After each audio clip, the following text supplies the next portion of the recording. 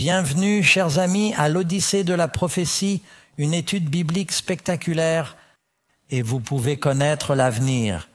Et nous sommes si reconnaissants pour tous nos amis qui viennent dans notre auditoire en direct ici à New York et dans ma ville natale. Cela fait longtemps que je n'y suis pas retourné. Cela m'a fait plaisir de voyager et de revoir certains sites familiers. Je souhaite à nouveau la bienvenue à ceux qui nous regardent en ligne ou à la télévision. Nous tenons à vous encourager et à vous rappeler qu'il s'agit d'une émission en direct. En ce moment même, vous pourriez envoyer un petit mot à vos amis pour leur dire que l'Odyssée de la prophétie a commencé. Et vous pouvez simplement aller sur le site de l'Odyssée de la prophétie, vous pouvez la regarder en direct ou par le biais d'un certain nombre d'autres, de l'Internet, des sites de médias sociaux où elle est diffusée. Nous avons suivi une série d'études portant sur certains des principaux thèmes de la prophétie. Je suis très reconnaissant à nos auditeurs d'être présents en direct ce soir, parce que vous allez avoir droit à une étude biblique de qualité industrielle.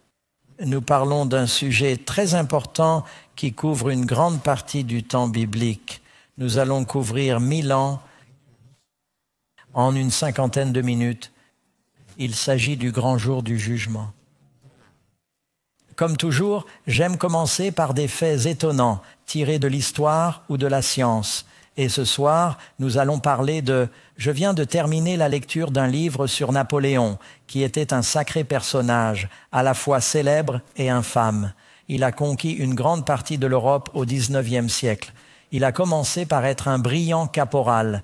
Il s'occupait de l'artillerie corse, qui ne venait pas de France. Il a gravi les échelons de l'armée française pendant la Révolution française. Il était extrêmement intelligent, c'était un prodige. Il a réussi à se frayer un chemin jusqu'au contrôle de la nation française et de l'armée. Il est ensuite allé de bataille en bataille jusqu'à ce qu'il ait conquis une grande partie de l'Europe. Il a mis en œuvre de bons changements au sein du gouvernement qui sont toujours en vigueur. Certaines des lois napoléoniennes, mais des milliers de personnes sont mortes dans ces guerres. En fin de compte, certaines des autres nations d'Europe, principalement l'Angleterre, se sont battues avec lui et il a été vaincu. Puis ils l'ont banni sur l'île d'Elbe. L'année suivante, il a été vaincu. Il a été envoyé là-bas et était censé y finir ses jours. Ils lui ont donné un certain budget et une certaine liberté qu'il a abdiqué. Mais vous savez, il ne supportait pas son isolement. Il était tellement habitué à être l'empereur, à avoir tout ce pouvoir et soudain à tout perdre. Mais au bout d'un an, il a réussi une évasion audacieuse. 1 millier de soldats l'ont rejoint. Il est revenu à Paris, a repris le pouvoir et a réussi à mener une nouvelle guerre de 100 jours contre l'Europe. Il semblait pouvoir reprendre le pouvoir, mais il fut finalement vaincu. Même après avoir pris le temps de réfléchir, il ne pouvait pas changer. Il voulait être le maître du monde. Ils l'ont ensuite banni sur l'île de Sainte-Hélène, l'avant-poste le plus éloigné de la domination britannique, au milieu de nulle part, où il a fini par mourir. Cela me fait penser à une histoire de la Bible. Si vous avez vos Bibles, passez au chapitre 20 du livre de l'Apocalypse. De toute évidence, nous approchons de la fin de la Bible. Apocalypse 22 est la fin de la Bible. Le chapitre 20 parle de ce qu'on appelle le millénium. Il est lié au grand jour du jugement. Prenez vos Bibles, verset 1, chapitre 20, Apocalypse. « Je vis descendre du ciel un ange qui avait la clé de l'abîme et une grande chaîne dans sa main. Il saisit le dragon, le serpent ancien, qui est le diable et Satan, et il le lia pour 1000 ans. Il le jeta dans l'abîme, l'y enferma et mit sur lui un sceau, afin qu'il ne séduisît plus les nations jusqu'à ce que les 1000 ans fussent accomplis. Mais après cela, il faut qu'il soit relâché, pour un peu de temps. Vous pouvez sauter au verset 7. Lorsque les 1000 ans seront écoulés, Satan sera relâché de sa prison et il sortira pour séduire de nouveau les nations qui sont aux 4 coins de la terre, Gog et Magog, afin de les rassembler pour le combat, eux dont le nombre est comme le sable de la mer. Ils couvrent la terre comme une nuée. Ils parcourent toute la terre et ils entourent le camp des saints la ville bien-aimée. C'est la nouvelle Jérusalem qui descend au chapitre suivant. Et le feu descend du ciel d'auprès de Dieu et les dévore. Le diable qui les a séduits a été jeté dans les temps de feu et de soufre où sont la bête et le faux prophète.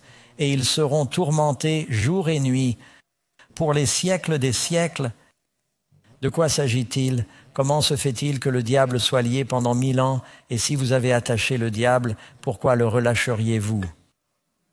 C'est vrai? Oui, beaucoup de gens ne savent pas grand-chose du millénaire, même s'il s'agit d'une période de 1000 ans très importante dans la Bible. Certains d'entre vous n'étaient pas ici, n'étaient pas là tout à l'heure, et vous n'avez peut-être pas vu que j'ai illustré le fait qu'il y a 7 épopées dans l'histoire de la Bible. La Bible nous dit, dans le 2e chapitre de Pierre, qu'un jour avec le Seigneur est comme 1000 ans et 1000 ans comme un jour. Pierre cite le psaume 90.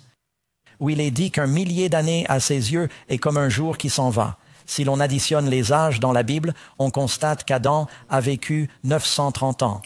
Et vous commencez avec Adam, puis on passe à 2000 ans et on arrive à l'époque d'Abraham. Pendant les 2000 premières années, nous avons donc l'épopée des patriarches. Dieu partage l'Évangile par l'intermédiaire des patriarches. Adam, Enoch, Mathusalem, Noé. Il y a eu quelques fidèles, Seth, etc. Puis Abraham, il est appelé à sortir. Dur des Chaldéens. Dieu appelle Abraham et lui dit, « Je vais donner à ta nation les oracles de la vérité. Le Messie viendra par tes descendants. » Pendant les 2000 ans qui suivent, d'environ 2000 ans avant Jésus-Christ jusqu'à 4 ans avant Jésus-Christ, Jésus naît. Encore 2000 ans. L'épopée suivante, Dieu prêche l'Évangile à travers la nation juive aux gardiens de la parole. Ils ont présenté Jésus comme le Messie au monde et les Bibles, puis les Écritures se sont répandues partout. Puis le Christ est né. Je sais que vous vous demandez comment Jésus a pu naître 4 ans avant le Christ. Lorsqu'ils ont établi cette méthode de datation, ils ont fait une supposition éclairée. Des années plus tard, ils ont découvert qu'ils s'étaient trompés. Car nous connaissons Hérode le Grand, qui a voulu tuer Jésus alors qu'il n'était encore qu'un bébé. Il est mort 2 ans avant Jésus-Christ. Le Christ a dû naître avant de mourir, et nous savons que Jésus a été baptisé la 15e année de Tibère César, en l'an 27 de notre ère, à l'âge de 30 ans. Ne vous laissez donc pas, et que cela vous embrouille. Je crois que je l'ai déjà fait. Quoi qu'il en soit, il y a donc 2000 ans d'Abraham au Christ. Abraham au Christ, nous voici aujourd'hui. 2000 ans après le Christ. Si le Seigneur est comme 1000 ans, nous sommes comme 6000 ans. Puis nous vivons et régnons avec le Christ pendant un sabbat de 1000 ans. Vous savez, les Juifs avaient un programme où vous cultiviez votre terre pendant 6 ans, puis vous la laissez déserte pendant 1 an. Laissez-moi vous lire quelque chose dans la Bible. Si vous avez votre Bible sur vous, ou si vous regardez à la maison, vous allez au dernier chapitre des 2e Chroniques. Il y a une déclaration très intéressante qui parle de ce qui allait arriver aux enfants d'Israël ici. Permettez-moi de revenir en arrière. J'ai tous ces petits onglets qui marquent les différents passages ici. 2e Chronique, chapitre 36. Les enfants d'Israël sont emmenés à Babylone. Ils n'avaient pas respecté le sabbat annuel de 7 ans. Et tous les 6 ans, ils cultivaient leur terre. Ils devaient ensuite la laisser reposer. Et tous les 6 ans, ils pouvaient avoir un serviteur hébreu, mais ils devaient le libérer. Ils ne les ont pas libérés. Ils n'avaient pas laissé la terre se reposer. Dieu a dit, si vous ne le faites pas volontairement, je vais vous y forcer. Pendant les 490 ans où vous n'avez pas fait reposer la terre, je vais prendre une année pour vous mettre en captivité et faire en sorte que la terre garde le sabbat. Et je ferai en sorte que le pays observe le sabbat. Voici ce qui est dit. Dans les 2e Chroniques, chapitre 36, au verset 21. Pour accomplir la parole de l'Éternel par la bouche de Jérémie, jusqu'à ce que le pays ait joui de ses sabbats pendant les 70 ans qu'il resta en désolation. Elle a observé le sabbat pendant 70 ans. Ainsi, lorsque la terre d'Israël était désolée, la Bible dit qu'elle gardait le sabbat. Pendant le millénaire, ce monde est désolé, il garde le sabbat. Cela signifie que nous sommes sur le point d'un coucher de soleil pour le monde. Ensuite, nous vivrons et régnerons avec le Christ pendant 1000 ans. Alors, cette période millénaire, entrons dans notre leçon. Question numéro 1, qu'est-ce qui commence? Quels sont les événements qui marquent le début des 1000 ans? Réponse. 1 Thessaloniciens 4,16. N'oubliez pas que vous pouvez dire les réponses en bleu, cela aide les autres à les compléter. Le Seigneur lui-même descendra du ciel avec un cri et les morts en Christ ressusciteront. Le début du millénaire est marqué par la venue du Seigneur. C'est l'événement suprême de l'histoire qui le marquera. Je ne sais pas ce qu'il en est pour vous, mes amis, mais j'attends cela avec impatience. Vous savez, dans le chapitre 1 des Actes, il est dit que les disciples ont vu Jésus monter dans les nuages et qu'il reviendra dans les nuages de la même manière qu'il est venu. Mais ses pieds ne touchent pas le sol. Il dit aux disciples, Jean 14, « Je vais vous préparer une place, et si je vais vous préparer une place, je reviendrai. Croyez-vous Jésus? Je vous accueillerai en moi afin que là où je suis, vous soyez aussi. » En fait, nous avons une petite vision de la seconde venue ici même. Je me demande ce qui se passerait si je sautais dans ce trou. C'est incroyable la réalité qu'ils ont ici. Il y a la seconde venue de Jésus. Vous savez, c'est quoi les nuages? Est-ce que c'est H2O? Non, il est dit si vous regardez dans le psaume 1O4, ces ministres, les anges, ces esprits tutélaires, ils viennent dans des nuages de gloire. Les anges sont des êtres brillants. Ce sont des nuages de lumière. Les anges sont parfois appelés des étoiles. D'après toi, quelle était l'étoile que les mages ont suivie? Ce n'était pas un astéroïde ou une comète qui planait au-dessus de la maison de Bethléem. C'était une bande d'anges qui ressemblait à des étoiles. C'est ainsi que le Christ vient, est-il dit, et tous les anges avec lui. Quelle luminosité pensez-vous qu'il aura? Mais ses pieds ne touchent pas le sol, comme nous sommes pris. Si quelqu'un commence à se promener en disant qu'il est Jésus, le Christ n'a-t-il pas dit qu'il y aurait beaucoup de faux Christ? Ne vous laissez pas tromper par cela. Le Seigneur lui-même descendra du ciel, mort aux yeux du Christ. Dans Apocalypse 20, ils font quoi? Ils vivent et règnent avec le Christ pendant 1000 ans. À 1000 ans. Dans la prophétie, un jour équivaut parfois à une année. Certains se demandent donc s'il s'agit d'un millier d'années spirituelles ou d'un millier d'années littérales. Nous croyons qu'il s'agit d'un millier d'années littérales, pour plusieurs raisons. Une fois que Jésus sera venu, nous serons entrés dans l'éternité. Nous avons nos corps glorifiés. Dieu n'utilise plus la Bible pour nous parler. Nous lui parlons face à face. Il s'agit donc d'un millier d'années littérales, tout comme il s'agit d'un millier d'années littérales depuis l'époque d'Adam jusqu'à aujourd'hui. Encore une fois, nous vous donnons des approximations. Nul ne connaît le jour ni l'heure, amen, de la venue de Jésus. Il se peut que ce soit plus tard que vous ne le pensez, car la Bible dit qu'il souffre longtemps pour nous. Nous ne voulons pas qu'aucun périsse. Il attend aussi longtemps qu'il le peut pour sauver autant de personnes qu'il le peut. Ce sera peut-être plus tôt que vous ne le pensez. Car il a dit qu'à l'heure où vous n'y pensez pas, le Fils de l'homme vient et il abrégera dans la justice. N'essayez donc pas de deviner le jour ou l'heure de la venue du Christ. Vous allez m'entendre utiliser le mot millénaire. Ce mot n'apparaît pas dans la Bible. C'est un terme théologique, c'est un composé de 2 mots grecs. Je pense que c'est du latin, en fait, milae et annum. Il signifie simplement 1000 ans. Donc, si vous m'entendez dire millénaire, cela signifie simplement la période de 1000 ans dont nous parlons. On le trouve principalement dans le chapitre 20 de l'Apocalypse. Comme l'a dit Karen, je n'ai pas donné la deuxième réponse. Je vous remercie. Ils vivent en Christ. Ils vivent avec le Christ pendant 1000 ans, mais les autres morts ne reviennent pas à la vie avant que les 1000 ans ne soient écoulés. Les 1000 ans soient terminés, c'est la première résurrection. Je suis heureux d'avoir lu cela, c'est très important.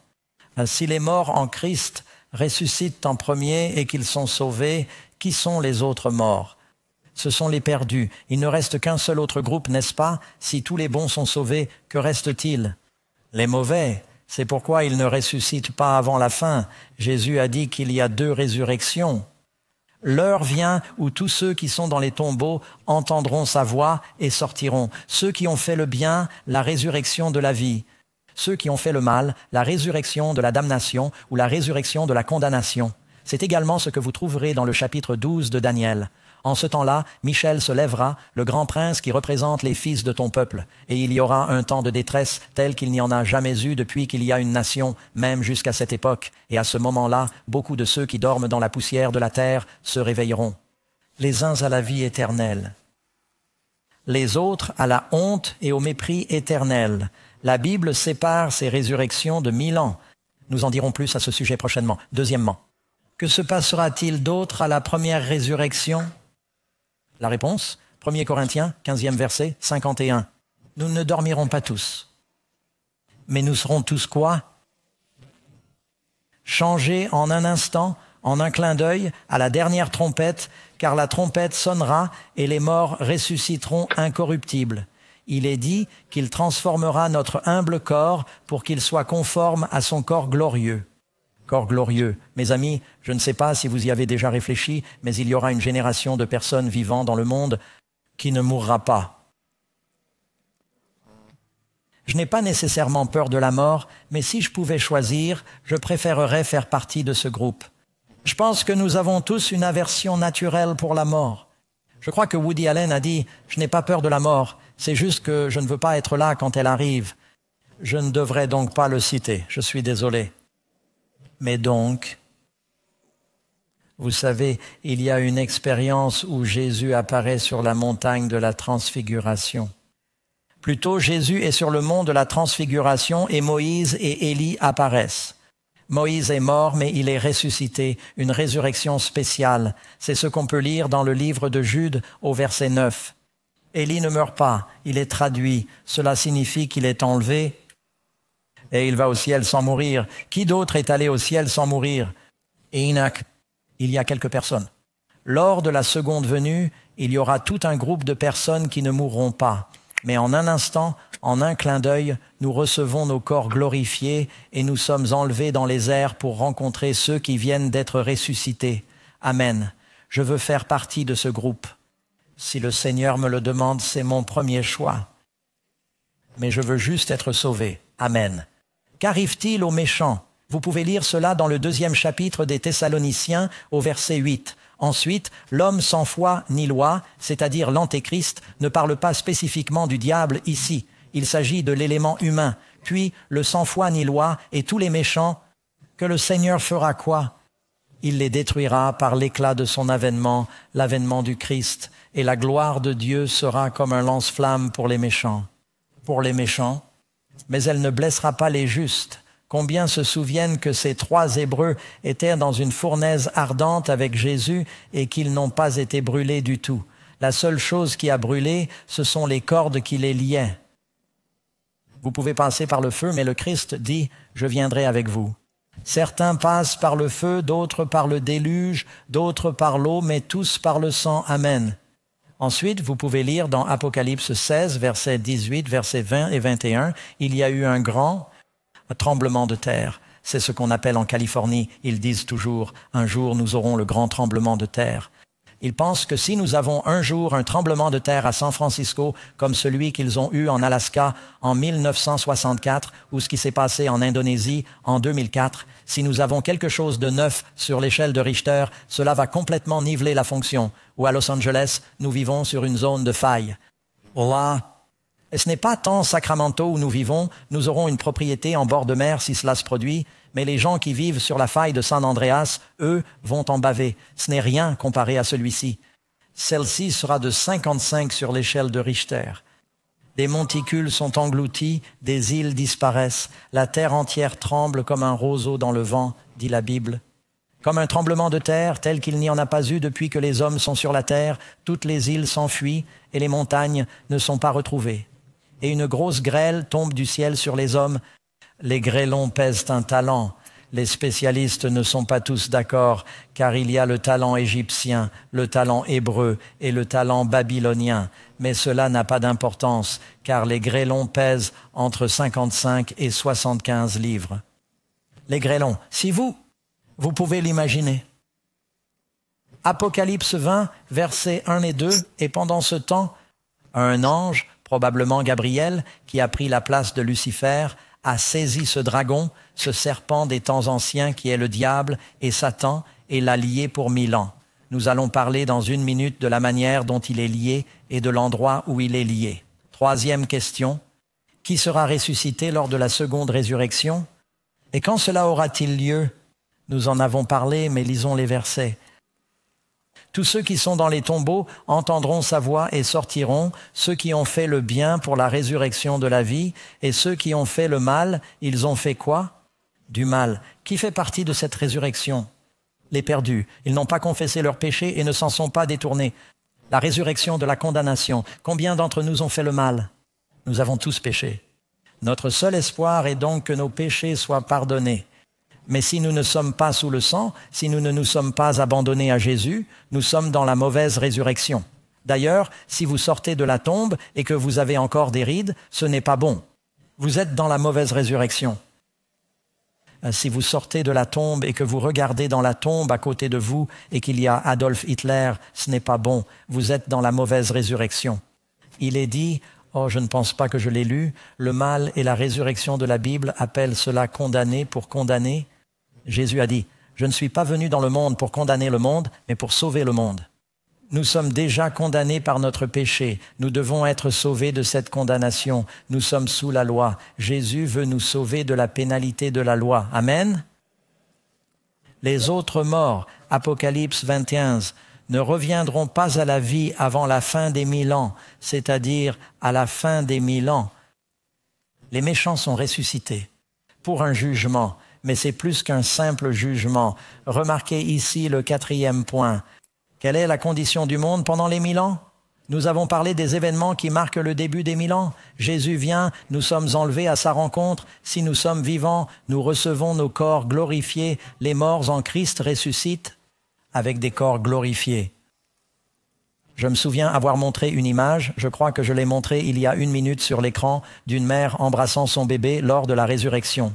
Après l'émission, une dame est venue me voir en larmes et m'a dit « Pouvez-vous m'apporter cette photo ?» Elle m'a dit qu'elle avait perdu 2 enfants. Et elle a dit « J'espère juste que je les reverrai à la résurrection. » Et il y aura de grandes retrouvailles à ce moment-là, mes amis. Quelle sera la condition du monde pendant les 1000 ans? Voici que l'Éternel fait de la terre quoi? La vide et la rend inculte. Non, attendez. Certains d'entre vous disent, Pasteur Doug, je pensais que nous vivions et régnions avec le Christ. Je pensais que nous vivions et régnions avec le Christ ici. Vous savez, il y a de bons chrétiens, il y a 2 camps principaux. Un groupe croit que nous sommes ici sur la terre. Si vous lisez les livres Left Behind ou si vous suivez Hal Lindsey ou Tim LaHaye, ils croient que nous sommes ici sur la terre pendant les 1000 ans. Les protestants traditionnels croient que nous vivons et régnons avec le Christ dans la gloire pendant les 1000 ans.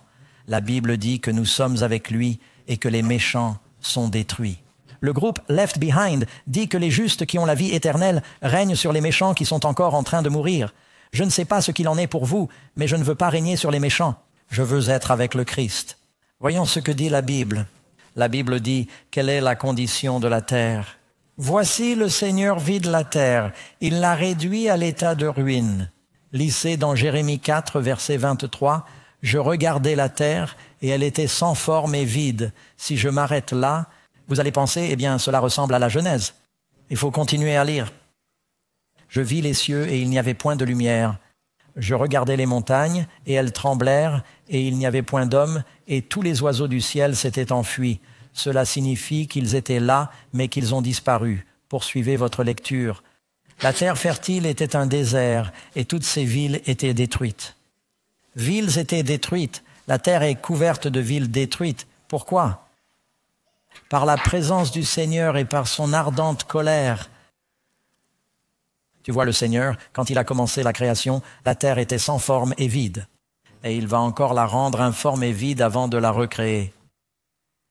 Cette terre sera un endroit sombre, désolé, brisé. Le diable va devoir regarder les résultats de son gouvernement. Pendant 1000 ans, il est lié. Écoutez ce verset. Jérémie 25, 33. En ce jour-là, les morts de l'Éternel seront d'un bout à l'autre de la terre. Ils ne seront ni rassemblés ni enterrés. Ce n'est pas très beau à voir. Mais qu'est-ce qui peut expliquer cela? Vous rendez-vous compte? Le scénario de la prophétie sur les laissés pour compte? Il n'y a pas de moment dans leur plan où la terre est désolée.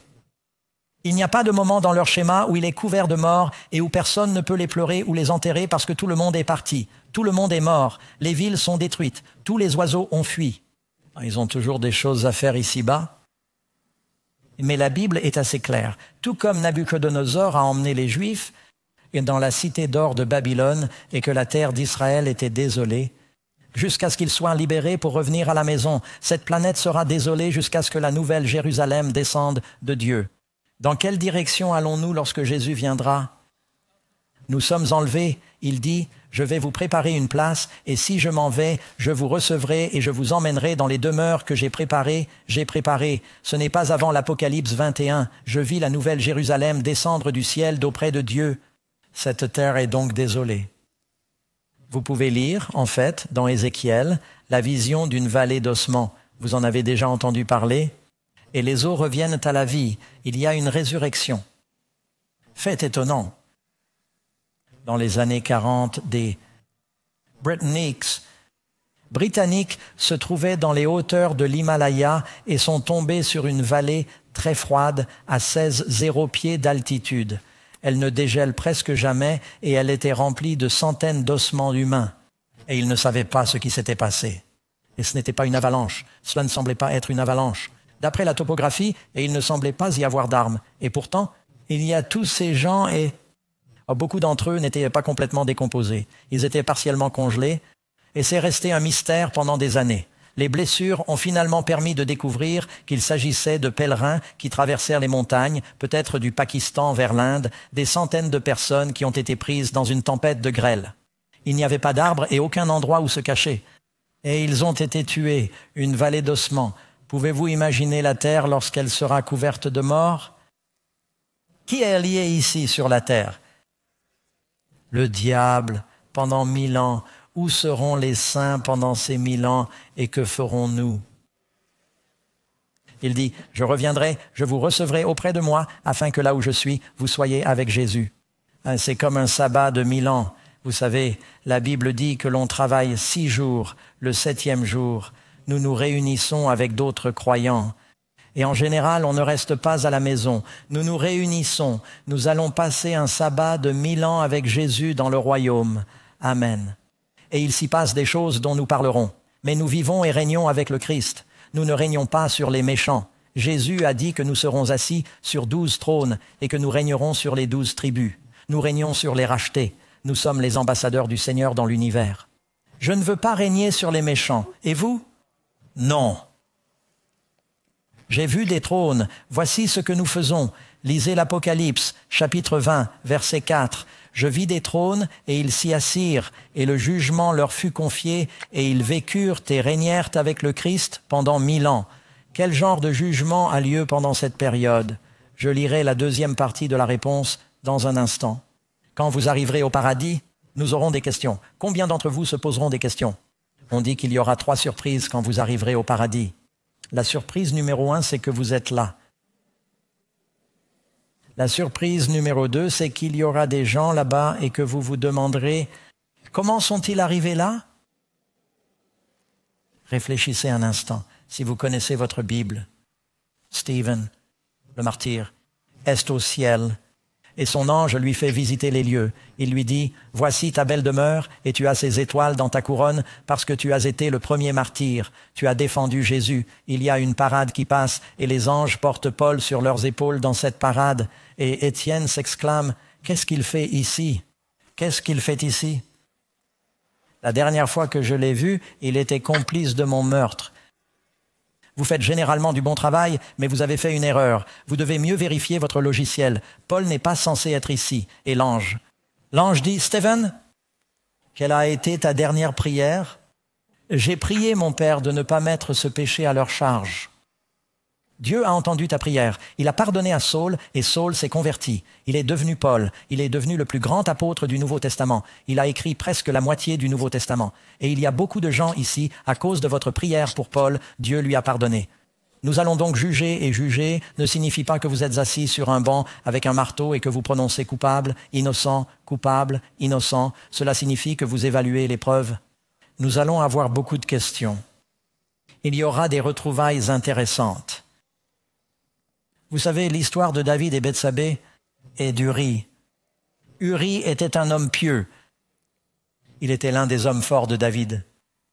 Et il sera au paradis. Et la Bible semble dire que Bethsabée y sera aussi. Elle s'est repentie. Et la mère de Salomon. Et David sera là. Et ils devront avoir une petite discussion. Quand ils seront là, Amen. Je ne sais pas ce qu'il en est pour vous, mais j'ai beaucoup de questions. Vous savez, j'ai des personnages de la Bible à qui je veux parler. Et c'est juste entre vous et moi. Je dois demander à Jacob, comment se fait-il qu'il n'ait pas su que c'était Léa jusqu'au matin de sa lune de miel? Suis-je le seul à me poser cette question? Nous allons donc avoir beaucoup de questions. Et je vous ai dit qu'il y avait 3 surprises. La 3e surprise, c'est que vous allez dire, où est le pasteur untel? Où est la sœur untel, la diaconesse, le diacre? Ils étaient toujours si spirituels. Ils serraient leur Bible dans leurs bras chaque semaine. Et ils donnaient des études bibliques. Et l'ange dit, venez avec moi et ils vont nous emmener à la bibliothèque. Vous savez, chaque chose secrète que nous avons dite est enregistrée. J'ai reçu un avis par la poste. Et j'ai ouvert cette enveloppe du comté de Placer. Et ça disait, vous êtes condamné à une amende pour un demi-tour illégal. J'ai répondu, je n'ai pas fait de demi-tour illégal et je n'étais même pas là. J'ai sorti le papier. Et il y avait une photo de moi, l'air vraiment coupable. Et j'ai pensé, oh oui, j'étais là, démasqué. L'ange nous emmènera et nous montrera la cassette. Vous savez, la Bible dit que les choses faites en secret seront proclamées sur les toits. Je veux que mes péchés soient sous le sang de Jésus, mes amis, parce que je ne veux pas que vous voyiez mes enregistrements. Et vous voulez que vos péchés soient couverts par le sang de Jésus, mais les personnes dont les péchés ne sont pas pardonnés ne le seront pas, tout sera nu et ouvert aux yeux. C'est pourquoi nous voulons être de nouvelles créatures et que nos péchés soient effacés. Nous allons donc juger. Et vous remarquez la 2e partie de la réponse, elle dit, ne savez-vous pas, nous allons remettre cela sur l'écran, que les quoi? Les saints jugeront le monde. Ne savez-vous pas que nous jugerons les anges? Et ce que nous faisons, c'est que nous jugeons le jugement de Dieu et jugeons-nous les bons anges? Y a-t-il de mauvais anges? Combien d'entre vous ont été tentés? Vous rendez-vous compte que ce n'est pas Satan? Satan ne sait même pas qui sont la plupart d'entre vous. Il n'est pas omniscient. En fait, les démons ont dit un jour à des jeunes gens qui essayaient de chasser cet homme qui avait un démon, et le démon les a battus. Il a battu ces 7 garçons et les a chassés blessés et nus. Le diable leur a dit, vous essayez de me chasser. Vous essayez de me chasser au nom de Jésus que Paul prêche. Il a dit, je connais Jésus. Ces anges connaissaient Jésus avant d'être chassés. Et l'ange a dit, je connais Paul. Le diable savait qui était Paul. Mais je ne te connais même pas. Dont les anges, ces mauvais anges. Mais il y a des mauvais anges qui vous connaissent parce que non seulement Dieu vous a donné des anges gardiens, mais le diable a probablement quelqu'un qui vous surveille. Nous allons regarder ces anges et dire, je me souviens de ce que ce type m'a fait. Cet ange, je me souviens de toutes les fois où il m'a tenté. J'ai essayé de suivre le Seigneur. Il a essayé de m'abattre, de me décourager. Perdu. Nous allons juger ces mauvais anges qui nous ont entraînés dans leur chute. 6e, que se passera-t-il à la fin des 1000 ans? Je ne pense pas avoir passé beaucoup de temps à en parler. Permettez-moi donc de faire une pause avant de répondre à cette question. Qu'est-ce que l'abîme? Il est dit que Satan est lié dans un abîme. Ce n'est pas la meilleure traduction. On la trouve dans la King James et dans d'autres. Le mot grec est « Satan est lié dans l'abusos ». Ce mot « abusos » est le même que celui que l'on trouve dans l'Ancien Testament grec, où il est dit qu'au commencement, Dieu créa le monde et que la parole était vide. Abusos. Cela signifie que le monde était vide, chaotique. C'est un monde sans personne pour le tenter ou le manipuler. Permettez-moi de vous donner une autre preuve. Si vous lisez le livre de Marc au chapitre 5 et celui de Luc au chapitre 8, cet homme est rempli de démons et les démons disent à Jésus, « Nous sommes une légion, ne nous jette pas dans l'abîme. » Le mot utilisé ici est profond. Le mot grec est abusos. C'est le même mot qu'en Apocalypse 20. Le même mot qu'ils ont traduit par puits sans fond. Pourquoi le traducteur King James? Ils ont fait preuve de créativité à la fin de la Bible. Un puits sans fond. Mais le mot est abusos et il signifie le vide, les ténèbres où les démons sont enchaînés parce qu'ils n'ont rien à faire. Les diables sont des bourreaux de travail. Que va faire le diable pendant 1000 ans s'il n'y a personne à posséder, à tenter ou à manipuler? Lorsque Jésus a chassé les démons du démoniaque, ils ont dit « Laissez-nous au moins posséder les cochons. Donnez-nous quelque chose à posséder. » Pendant 1000 ans, il n'y a pas d'homme sur la terre. La terre est sombre. C'est à nouveau le vide. C'est un abusos. Satan est lié sur cette planète. Lui et ses anges vont le pourchasser et lui dire « Vous nous avez dit que si nous vous suivions, les choses iraient mieux. Maintenant, regardez ce qui s'est passé. » Cela va être terrible. L'une des raisons pour lesquelles Dieu lui donne 1000 ans avant de le détruire sera évidente dans un instant. Que se passe-t-il à la fin des 1000 ans? Il est dit qu'en ce jour-là, le Seigneur vient. En ce jour, ses pieds se poseront sur le mont des Oliviers. Jésus fera-t-il un jour un toucher à terre? Lui, quand il viendra la prochaine fois, nous montrons. À la fin des 1000 ans, la nouvelle Jérusalem descend du ciel d'auprès de Dieu. Mais avant qu'elle ne s'installe, Zacharie 14 dit qu'il sort de la ville. Ses pieds ont touché le mont des Oliviers. Pourquoi le mont des Oliviers? Il est dit qu'il est monté. Il a emmené ses disciples de Béthanie sur le mont des Oliviers et il est monté. C'est sur le mont des Oliviers qu'il leur a parlé de sa seconde venue. Il revient là où il est parti. Et il est dit que ses pieds le toucheront et qu'il formera une grande vallée. Vous savez, le monde entier est désolé. Il doit préparer une fondation propre de 375 000 carrés, car ce sont les dimensions de la Nouvelle Jérusalem. Et il s'installe dans cette vallée qu'il prépare. Il est dit sur le mont des Oliviers, qui fait face à Jérusalem à l'est, et le mont des Oliviers se fendra en deux. C'est sur le mont des Oliviers que Jésus a prié dans le jardin de Gethsémani. Non pas ma volonté, mais que ta volonté soit faite. D'ailleurs, lorsque Jésus touche le mont des Oliviers et qu'il crée cette grande vallée, les dimensions de la Nouvelle Jérusalem et de cette grande vallée sont si grandes qu'elles englobent complètement la terre d'Israël promise par Dieu à Abraham. Lorsque Dieu a promis à Abraham, « Je vais te donner cette terre. Regarde au nord et au sud, à l'est et à l'ouest. » Il a fait monter Moïse sur le mont Nebo. Il lui dit « Je veux que tu vois la terre promise. » Tout ce que Dieu a promis à ce peuple, il va l'obtenir littéralement. Cela se passera sur ce territoire à cette époque. Et il y aura beaucoup de place pour vous, mes amis.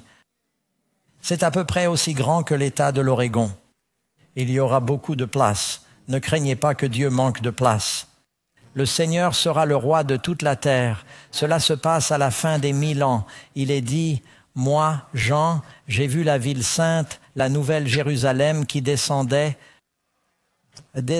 du ciel de Dieu, préparée comme une épouse, parce que son Église est dans la ville et que nous sommes l'épouse du Christ, préparée comme une épouse parée pour son mari. » Magnifique.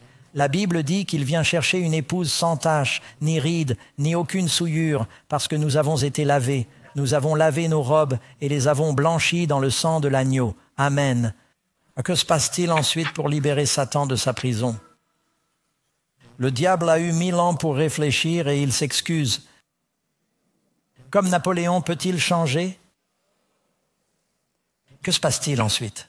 Quand les pieds du Seigneur touchent le mont des Oliviers, il appelle les méchants. La Bible dit que le reste des morts ne vivra pas avant la fin des 1000 ans.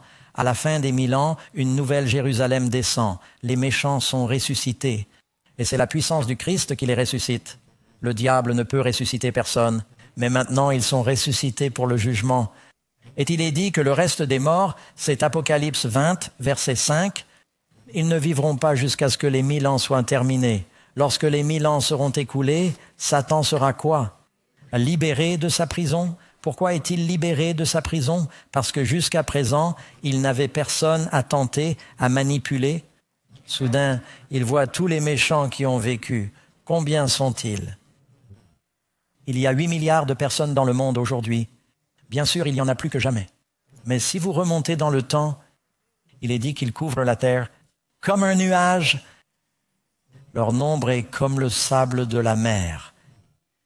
Maintenant, je veux que vous alliez dans votre Bible. Oh, attendez, laissez-moi voir. Est-ce le verset suivant? Je veux dire, laissez-moi lire le verset suivant, le 8e. Je pense que cela sera plus clair. Que fera Satan lorsque les méchants seront ressuscités? Il est dit que Satan sortira pour tromper. Il fera quoi? Il a été empêché de tromper le monde entier pendant les 1000 ans parce qu'il n'y avait personne à tromper. Maintenant que tous les méchants sont ressuscités, il sortira pour séduire les nations. S'agit-il de bonnes ou de mauvaises nations? Celles qui sont aux 4 coins. Certaines personnes pensent que, et je ne veux ridiculiser personne, mais simplement être bibliquement honnête à ce stade, j'entends les gens dire Gog et Magog. C'est la Russie et la Chine. Et ils essaient de faire ressembler Magog à Moscou, ou quelque chose comme ça. Et les Gog, disent-ils, sont les descendants des Asiatiques en Chine. Retournez au chapitre 10 de la Genèse. Gog était un ennemi du peuple de Dieu, une ancienne tribu. Magog signifie de la matrice ou les descendants ou les enfants de Gog. Gog et ses enfants. Tout au long de l'Apocalypse, il est dit, vous avez l'épouse du Christ dans Apocalypse 12, et son reste, ses enfants, il y a Babylone et ses filles. Jézabel et sa fille Athalie ont persécuté le peuple. Vous avez Hérodiade, la femme d'Hérode, et sa fille dansent pour que Jean-Baptiste perde la tête. Dans la Bible, cette confédération mère-fille persécute le peuple de Dieu. Gog et Magog représentent donc les ennemis du peuple de Dieu depuis toujours. Si vous ne me croyez pas, laissez-moi finir de lire mon verset. Je suis excité, j'ai hâte de vous le dire. Ils iront séduire les nations qui sont aux 4 coins de la terre, Gog et Magog. Il est question des 4 coins de la terre et non de la Russie. Cela veut dire au nord, au sud, à l'est, à l'ouest. Ils couvrent toute la terre. Ils couvrent toute la terre et les rassemblent pour combattre. C'est la fin ultime de la bataille d'Armageddon. Le début de la bataille d'Armageddon se situe avant les 1000 ans, quand il est dit que le dragon fait la guerre à la femme. La dernière partie de la bataille est à la fin des 1000 ans. Leur nombre est comme le sable de la mer. Ils s'étendent sur toute la surface de la terre. Ils couvrent la planète. Et ils entourent le camp des saints, la ville bien-aimée. Abraham cherchait une ville qui avait des fondations, la nouvelle Jérusalem. Amen. Allez donc dans vos Bibles au livre d'Ézéchiel, et je vais lire des choses fabuleuses. Je vous l'ai dit, vous ne pouvez pas comprendre l'Apocalypse si vous ne lisez pas d'autres passages de la Bible. Je vais commencer par Ésaïe, chapitre 24, verset 19. La terre est violemment brisée, la terre est fendue, la terre est extrêmement secouée, la terre vacillera comme un ivrogne, c'est ce grand tremblement de terre, et chancellera comme une hutte. Sa transgression pèsera sur elle, elle tombera et ne se relèvera pas. En ce jour-là, le Seigneur châtiera dans les hauteurs l'armée des grands, et sur la terre les rois de la terre. Et ils seront rassemblés comme les prisonniers qui sont rassemblés dans la fosse. Où va le diable? Dans l'abîme. Et ils seront enfermés dans la prison. Et après de nombreux jours, 1000 ans, ils seront punis. Remarquez la formulation. Allez à Ézéchiel chapitre 38, verset 1. La parole de l'Éternel me fut adressée en ces termes. Fils de l'homme, tourne ta face vers Gog, au pays de Magog, le prince de Roche, de Méshach et de Tubal, et prophétise contre lui. Tu diras, ainsi parle le Seigneur Dieu, voici, j'en veux à toi, Gog, prince de Roche, de Méshach et de Tubal. Je te ferai tourner, je te mettrai des crochets dans les mâchoires, et je t'emmènerai avec toute ton armée, chevaux et cavaliers, tous magnifiquement vêtus, en vue de la bataille, une grande troupe avec des boucles et des boucliers, tous maniant l'épée, la Perse, l'Éthiopie, la Libye. Il inclut ici tous les ennemis, avec eux, tous munis de boucliers et de casques, Gomer et toutes ses troupes, la maison de Torégum, de l'extrême nord, et ses troupes.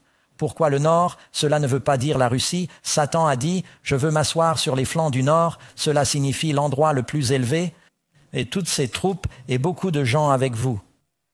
C'est une bataille, la grande bataille du jour de Dieu, quand tous les méchants viendront contre le Seigneur. Lisez le verset. Ézéchiel 38, allez au verset 8. Et après beaucoup de jours, la même chose qu'Ésaïe a dit, c'est après les 1000 ans, vous serez visités. Dans les dernières années, vous reviendrez dans le pays, ceux qui ont été ramenés de l'épée et rassemblés parmi de nombreux peuples sur les montagnes d'Israël, qui étaient depuis longtemps désolés. Quelle était la condition du monde? La désolation. Ils ont été ramenés des nations et maintenant ils habitent tous en sécurité.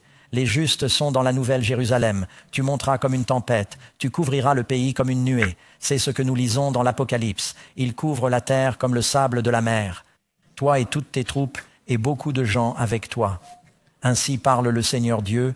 En ce jour-là, il arrivera que des pensées s'élèveront dans votre esprit et que vous ferez un mauvais plan et que vous direz « Je monterai contre le pays des villages non fortifiés pour combattre la nouvelle Jérusalem. J'irai vers un peuple paisible qui habite en sécurité, qui habite sans murailles et qui n'a ni barreaux ni porte. » Ézéchiel 38, verset 14, Fils d'homme, prophétise et dit à Dieu, « Ainsi parle le Seigneur, le jour où mon peuple d'Israël habitera en sécurité, ne le connaîtras-tu pas? Tu viendras de ton lieu, de l'extrême nord, toi et beaucoup de gens avec toi, tous montés sur des chevaux, une grande troupe et une puissante armée. Tu monteras contre mon peuple comme une nuée, tu couvriras le pays et ce sera dans les derniers jours. Je vous ferai venir contre mon pays, afin que les nations me connaissent et soient sanctifiées en moi. J'appellerai l'épée contre Gog sur toutes mes montagnes, dit le Seigneur, l'Éternel. L'épée de chacun sera contre son frère, et je les livrerai au jugement avec la peste et l'effusion de sang. Je ferai pleuvoir sur lui et sur ses troupes et sur les nombreux peuples qui sont avec lui une pluie torrentielle, de gros grêlons de feu et de soufre. N'est-il pas dit que Dieu fait pleuvoir le feu et le soufre? Je me glorifierai et je me sanctifierai et je me ferai connaître aux yeux d'un grand nombre de nations. Elles sauront que je suis le Seigneur. C'est ce que vous lisez dans l'abondance de l'Apocalypse. Tout cela est tiré d'Ézéchiel et d'Ésaïe. Nous devons connaître le contexte de cette grande bataille finale qui se déroule. À ce moment crucial, tout va s'arrêter. Satan voit tous les méchants qui ont jamais vécu. Et il dit, nous sommes plus nombreux qu'eux. Il n'a pas changé, il ne s'est pas repenti. Il dit, attaquons-les. Et il se bat, c'est toujours un être puissant. Gardez à l'esprit. Le plus puissant de l'univers est le Père, le Fils et le Saint-Esprit. Le quatrième est le premier être créé, Lucifer. Il prend son pouvoir et inspire toutes les foules mortes qui n'obtiennent pas de corps glorifié, et je ne sais pas exactement, Dieu les rassemble pour qu'elles sachent ce qui se passe, mais elles fonctionnent, d'accord? Et il dit, nous pouvons prendre la ville, et eux, au lieu de se repentir, sachant qu'ils sont à l'extérieur, ils sont toujours prêts à écouter le diable. Dieu se prépare à détruire les perdus. Il y a des gens dans la ville qui aiment les gens qui sont à l'extérieur. Dieu aime les perdus. Dieu doit montrer qu'il n'a pas le choix. Même après 1000 ans, quand ils sortent de leur tombe, ils sont toujours prêts à écouter Lucifer. Et il lance cette attaque. Il est dit qu'il est relâché pour un temps. Nous ne savons pas de combien de temps il s'agit. Il prépare des outils de combat. Je n'en sais rien. Il est dit que Moïse a refusé les plaisirs du péché pour un temps. C'était 40 ans dans le désert. Je ne sais pas combien de temps cela dure, mais pendant un certain temps, il les rallie et il va avoir Napoléon là. Il y aura Alexandre le Grand, Jules César, il y aura de grands leaders et dira que nous pouvons prendre la ville. Mais avant qu'ils ne lancent leur assaut, que se passe-t-il? Tout s'arrête. J'ai vu un grand trône blanc et celui qui était assis dessus, et les morts furent jugés selon leurs œuvres, d'après ce qui était écrit dans les livres. Nous avons réalisé qu'à ce moment-là, nous nous retrouverons tous. Jésus a dit que le jour vient où il rassemblera toutes les nations devant lui et qu'elles seront séparées. Il aura les brebis qui sont sauvées et les boucs qui sont perdus. Tu sais pourquoi les chèvres sont perdues? Parce que les chèvres utilisent leurs cornes pour frapper. Chaque fois que Jésus dit « Tu dois me suivre », ils disent « Eh bien, je te suivrai bien, mais j'arrêterai de fumer, mais je me ferai baptiser, mais toutes ces excuses et rationalisations, et Elle sépare les brebis des chèvres. Tout le monde est là, ce grand jour du jugement. Dit celui qui a bien agi, bon et fidèle serviteur, entre dans la joie du Seigneur. J'avais faim et vous m'avez donné à manger, vous m'avez donné à boire. J'étais nu et vous m'avez vêtu, j'étais malade et vous m'avez visité. J'étais en prison et vous êtes venus à moi. Ils diront, Seigneur, quand avons-nous fait cela? Si vous l'avez fait pour l'un de ces plus petits, mes frères, vous l'avez fait pour moi. Et il se tourne vers les boucs, les méchants, et il dit, j'ai eu faim, vous ne m'avez pas nourri tout nu, vous ne m'avez pas vêtu. Et comme vous ne l'avez pas fait aux plus petits d'entre eux, vous ne l'avez pas fait à moi parce qu'ils n'ont pas aimé leurs frères. Ils sont perdus. Il y a un grand jour de jugement. Les sauvés sont dans la ville. Les bons anges sont dans la ville. Le Christ est dans la ville. Tous les méchants sont en dehors de la ville. Dieu, le Père, le Fils et l'Esprit seront élevés au-dessus de la ville. Tout le monde le verra ce jour-là. Il sera sur son trône blanc. Et à ce moment-là, il jugera tout le monde. Vous réalisez que Dieu n'aligne pas tout le monde comme le département des véhicules motorisés. Vous entrez un par un. Cela prendrait 1 million d'années. Il juge les gens, il fait défiler leur vie devant eux. Ils voient comment il a fait tout ce qu'il pouvait pour les sauver, mais ils étaient trop préoccupés par le péché. Et finalement, tous les genoux fléchiront. Que se passe-t-il après le jugement des méchants? Je vis, dit le Seigneur. Combien y en aura-t-il? Tout genou fléchira devant moi et toute langue confessera Dieu. Au nom de Jésus, Philippiens 2, verset 10. Tout genou fléchira, de ceux qui sont au ciel et de ceux qui sont sur la terre, de ceux qui sont sous la terre. Même le diable sera finalement forcé de s'incliner devant le Christ et de dire « Dieu est bon et j'ai eu tort ». Qu'au nom de Jésus, toute langue confessera que Jésus-Christ est Seigneur pour la gloire du Père. Le Christ dit « Satan, tombe et adore-moi ». Elle dit, non, n'adore que Dieu. Satan va tomber et adorer Jésus. Et j'entendis une grande voix venant du ciel, une foule dans le ciel qui disait, vrai et quoi? Ces jugements sont justes. Nous déclarerons tous que Dieu est bon. Et alors, à ce moment-là, quand ils réaliseront que la situation est sans espoir, Satan dira, non, non, il n'est pas trop tard, combattez la ville. Et ils vont tous se retourner les uns contre les autres, comme nous venons de le lire dans Gog et Magog. Ils se rejetteront tous la faute les uns sur les autres, et ce sera le chaos et l'effusion de sang, et le feu descend du ciel de la part de Dieu. Et ils sont jugés. C'est la 11e question. Que se passe-t-il ensuite? Le feu descend du ciel d'auprès de Dieu et les dévore. Certains brûlent plus longtemps que d'autres. Chaque homme est puni selon ce qu'il mérite. Amen. Il y a des degrés divers de récompense, des bons et des mauvais, et quiconque n'est pas trouvé écrit dans le livre de vie est jeté dans l'étang de feu. Lors du jugement de Noé, il y a eu un déluge, et seuls ceux qui étaient dans l'arche ont été sauvés. À la fin, il y aura un déluge de feu, et seuls ceux qui sont dans la ville seront sauvés. Amen. Ah, vous voulez être dans la nouvelle Jérusalem, vous voulez être en Christ, il est l'arche. Demeurez-vous en Christ? Celui qui demeure en lui ne pêche pas, à moins que vous ne demeuriez en lui comme la vigne. Vous ne produisez pas de fruits. Nous devons être en communion constante, marcher avec Jésus. Amen. 12e, c'est là que ça devient intéressant. Quand le feu s'éteindra sur les cendres de cette planète purifiée, elle ne brûlera pas éternellement. Il est dit qu'elle sera réduite en cendres. Après que le feu se soit éteint, que fera Dieu pour son peuple? Voici, je fais quoi? Je crée de nouveaux cieux et une nouvelle terre où habite la justice. Mes amis, si le diable a été chassé parce qu'il avait péché, nous n'allons pas entrer en péchant. Vous devez vous détourner de votre péché, vous repentir de votre péché. Vous pouvez le faire grâce à Jésus. Vous pouvez être une nouvelle créature et vivre une nouvelle vie. Ce monde n'est pas cela. Nous nous laissons distraire par nos téléphones portables, les médias et les divertissements. D'une certaine manière, nous pensons que c'est tout cela. Ce n'est pas le cas. Il s'agit de planifier ce qui compte vraiment. Ne laissez pas le diable vous distraire avec les soucis de cette vie et vous faire perdre l'éternité. Vous pouvez vivre pour toujours. Jésus veut vous donner la vie éternelle pour que vous ne périssiez pas. Selon sa promesse, nous attendons un nouveau ciel et une nouvelle terre où habitera la justice. Et où cela se passera-t-il? Heureux les doux, ils hériteront à la terre ici. Il va créer un nouveau monde ici. Dieu avait un plan original. Le diable a tout gâché.